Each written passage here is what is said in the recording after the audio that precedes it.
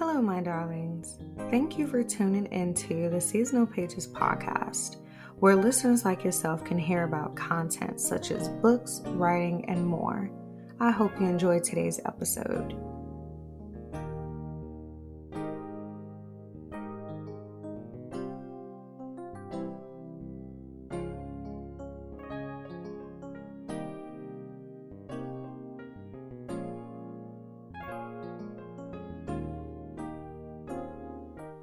Today, I'm going to be speaking on my actual February 2021 reads.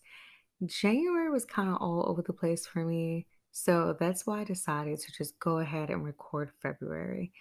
January, I honestly can't even remember everything that I read, but February, I actually kept up with my reads on an app. So I was happy to actually be able to tell you about my books that I read in February. Even though right now it's mid March, but you know what? I might as well just get it out right about now instead of waiting until pretty much 6 months from now talking about February. So I'm pretty excited to tell you what I read for February. February, I thought that I was going to be reading a lot of romance because of Valentine's Day, but I actually was a lot more diverse in my genres. And I actually stuck with a lot of short books, which was shocking. I did not know there were so many short books to read out there. Honestly, I feel like I started to love short books a lot more than I used to in the past because in the past I would be like, why is a book ending so quickly? Now, for some reason, it's like I love reading them. And I feel like some of the books that I read in February actually needed to be short because if they were longer, it would be too much. Have you ever read a book like that where you were like, okay, this is too long? Or it was short and you're like, this was a great idea because it kind of could have gotten ruined if it would have been too lengthy. That's how I felt with a lot of books that I read this month. Some of these books that I read, I probably read roughly like 8 short books, but two of them I'm really not going to speak on because one of them I was just like, I didn't really. I really don't want to discuss it that much. I really don't think I want to recommend it to anybody. And then, like, the other book was pretty much like just off the wall in a sense of I was like, okay, I really don't want to speak on this book either because I feel like it's too much um as far as a genre goes. So that's why I'm not going to discuss that one. But the ones that I did read and I'm going to be speaking about in today's podcast will be very, very great to read. I actually stuck with 2 romance books and then 2 from like a comedy, funny, humorous type of thing, and pretty much like self reflecting. And then 2 of them were poetry. Now, poetry and romance, I tend to read a lot of, but I told myself, okay, try to dive into other genres. And I also read like historical books too, but I will say like always, I always end up in the realm of romance and poetry. And so, like I told you earlier, I was actually shocked that in February I read other types of genres, which was shocking. So, the first book that I actually want to speak on is called New Year, Same Trash Resolutions I Absolutely Did Not Keep by Samantha Irby. You know, Samantha Irby is actually a comedian, and fun fact, she's from Illinois. I'm from Illinois, even though I currently don't live there anymore. But I thought that was really cool when I looked her up. Also, she has written quite a few books that I feel like a lot of people are familiar with. This book actually introduced me to her.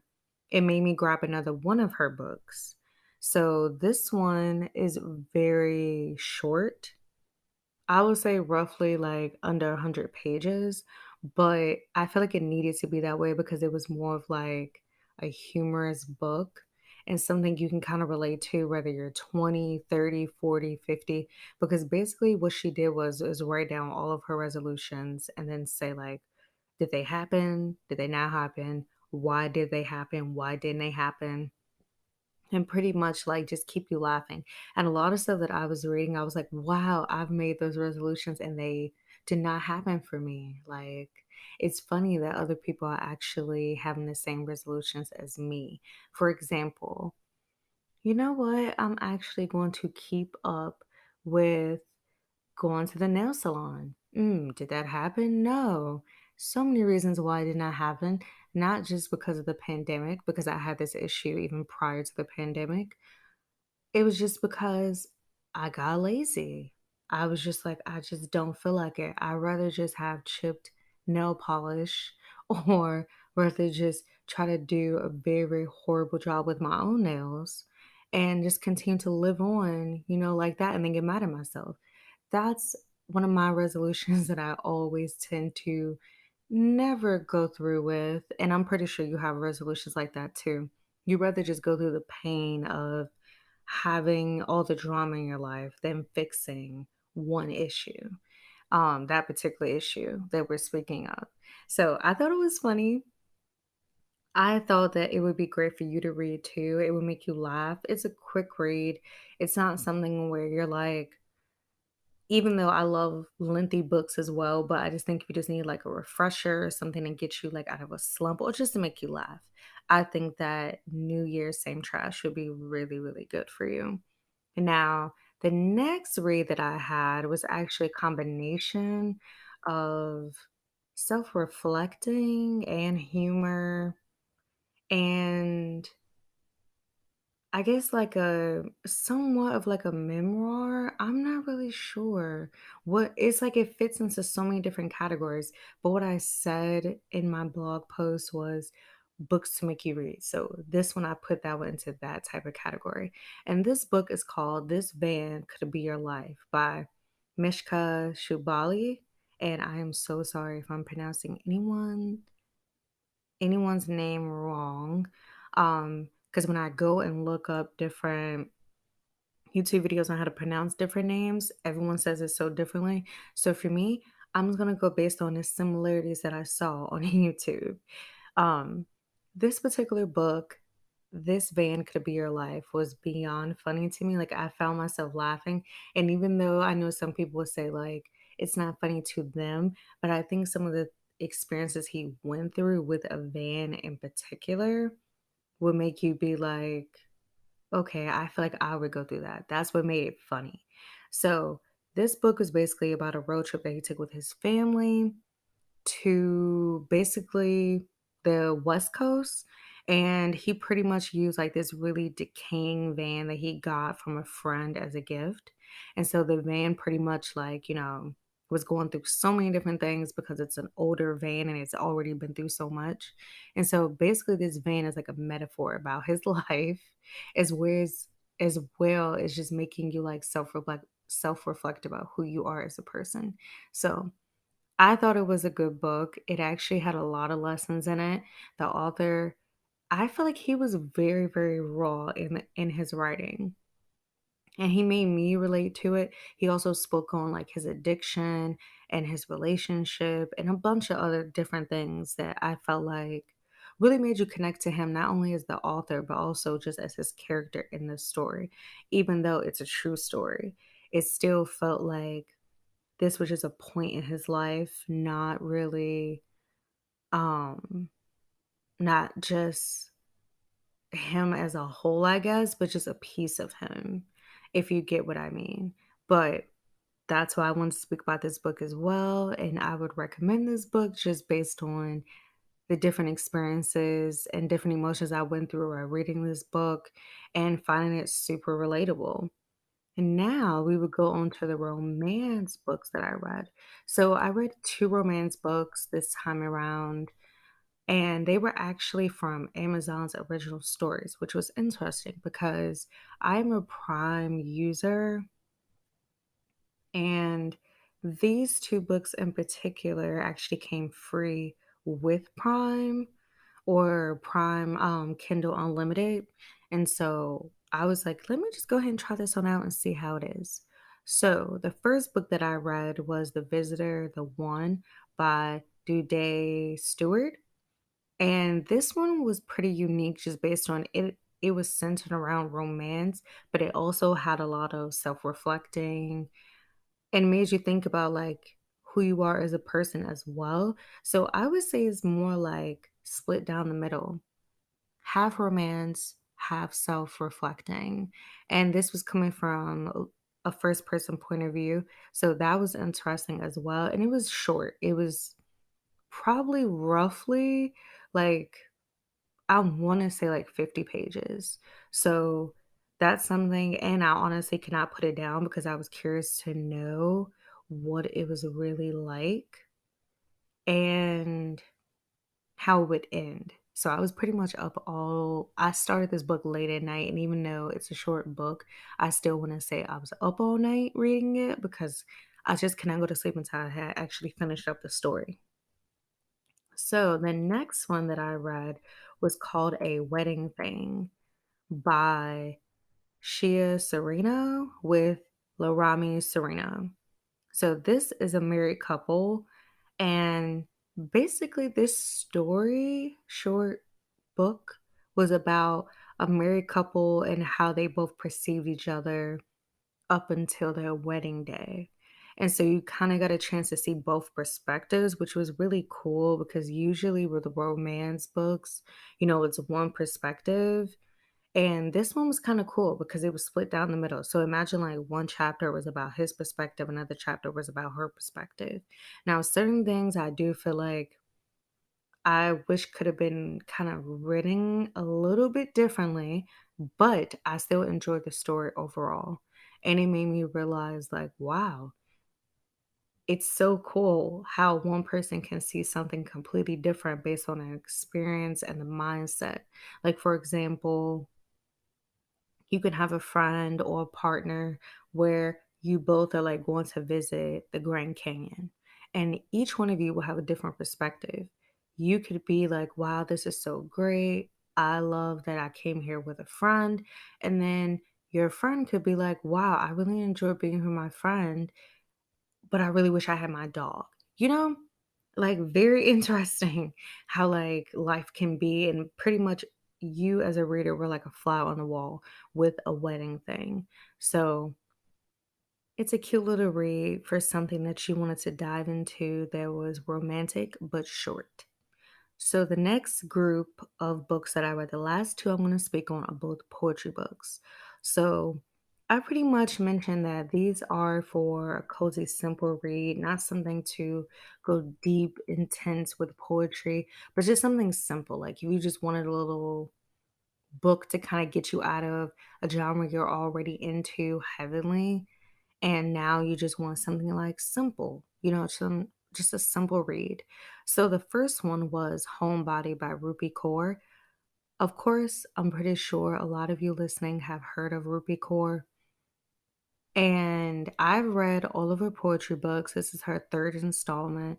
And I felt like this installment basically was like her previous ones. So I feel like if you read her other two books, this one's kind of like a repeat of that. It's not super intense poetry. It's simple one-liners, a few little lines. Some of them were very like clever, also some that were super simple and more of like a modern take to poetry to me. Because I've read a lot of poetry, and based on the era that you're in, every era of poetry is different. And this one is very, very modern and more of like, I guess you can say like Instagram poetry, as whereas like Tumblr or blogging poetry. And some of it, I feel like a lot of people can relate to. And some of it, I feel like it's for like certain age groups, certain circumstances, as far as like relationships, like different things like that. So I would recommend it just based on the variety of different type of poetry, and if you're into super modern poetry, not something where you're looking for like Maya Angelou, for example. That would be different. Now, the next one is called I Saw You as a Flower by Ellen Everett. This one was actually lengthier than like my other books. I want to say it was around like 200 pages and pretty much same concept as Homebody, modern take on poetry. Certain things were really based on like certain relationships or breakups or just like one-liners. But I did have a lot of like highlighting when I was going through this book because I was like, oh, this is clever. Oh, this is nice. Oh, this is cute. That's pretty much how I was going through. And it was lengthier, like I said, than the other books, but it did have like a good portion that I did enjoy. And so also it's by independent authors. So that's why I wanted to mention this one as well. And pretty much these are the six books that I read and want to speak on for my February reads. I enjoyed reading for February. I feel like it opened up my horizons, open up my eyes to actually reading more short books, and also realizing that reading short books can actually give me a chance to dive into different genres because I feel like if I stick with like longer books, say like for example like 500 page books, I can't even talk. I will end up pretty much only reading maybe like one book a month just because of everything that I have going on. But when I have shorter books, I can kind of read more books and read more authors and see more, not see more, but read more genres. So that's something that I think you should think about too if you're considering reading more shorter books. And I'm pretty sure that's what I'm kind of going to be sticking with for a while. Maybe that'll be my thing for this year for 2021. Read shorter books so I can read more authors because I have been wanting to kind of find new people to read, also more genres because it's a lot of genres that I want to get into, like science fiction, also like more mystery and thriller because I love crime shows and I'm like, why am I not reading crime books? You would think I would read crime books, but I have not gotten into that yet. And I feel like reading more shorter books will give me a chance to do that. So the books that I spoke about today, I also made a blog post on theseasonalpages.com. So if you want to check that out and comment down below and different things that you also read for February or books that you think that I would really, really enjoy and recommend, highly, highly recommend checking out theseasonalpages.com and finding this particular blog post. Also, follow me on Instagram and let me know things that you have been reading. And I would love to know more books that I should be reading as well and make my TBR list grow even more at this point because I have a lengthy list, especially now that I'm into shorter books. So it makes it even like longer in my opinion. But I really hope you enjoyed this episode. And of course, always check out theseasonalpages.com and stay tuned for the Seasonal Pages podcast episodes in the future.